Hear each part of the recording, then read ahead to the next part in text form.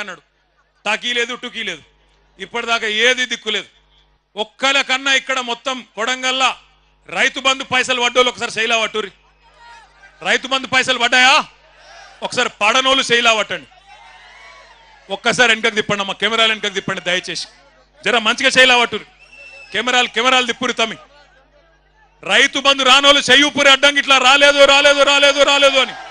రేవంత్ రెడ్డి కనబడుతుందా? రైతు బంధు రాలే. రుణమాఫీ కానోళ్ళు ఒక్కసారి శైలావట్టు. రుణమాఫీ జరగనోళ్ళు జరగలేదా? మీ కొడంగల్ కూడా స్పెషల్గా ఏం వేస్తలేడా టకీ టకీమని? లేవా? ఎక్కడ ఇవ్వలకే చెప్పినా కొడంగల్ మందం నూకుతుండేమో వెనకకెళ్ళి అనుకున్నా నేను. లేదా అది కూడా బోనస్ పడ్డదా టకీ టకీ టకీమని? ఆడబిడ్డలకు 2500 వచ్చిందా టకీ టకీ టకీమని? రాలే. తులం బంగారం పడ్డదా టక్కు టక్కుమని? రాలే.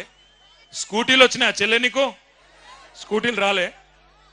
మరి ఎవలకేమిచ్చిండు 14 నెలల్లో? ఎవలకేమిచ్చిండు? ఏమిచ్చిండంటే ఒకటి మాత్రం బాగా ఇచ్చిండు.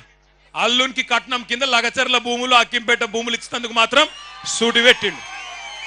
మా ఆడబిడ్డలు, గిరిజన ఆడబిడ్డలు ఒక్కసారి యాద్ చేసుకోండి. ఇంతకుముందు మా తమ్ముడు గోపాల్ నాయక్ వచ్చి చెప్తున్నాడు, హీరియా నాయక్ వచ్చి చెప్తున్నాడు నాకు, అన్న ఒక మాట చెప్పు, మా ఆడపిల్లలు లంబాడ ఆడపిల్లలు తాండ దాటి బయటికి కోరన్నా ఎప్పుడు అసొంటిది మంత్రులు పోయే ఢిల్లీకి మా ఊళ్ళని పోయేటట్టు చేసిండన్నా రేవంత్ రెడ్డి, ఆ మాట చెప్పు అందరికీ అని చెప్పిండు.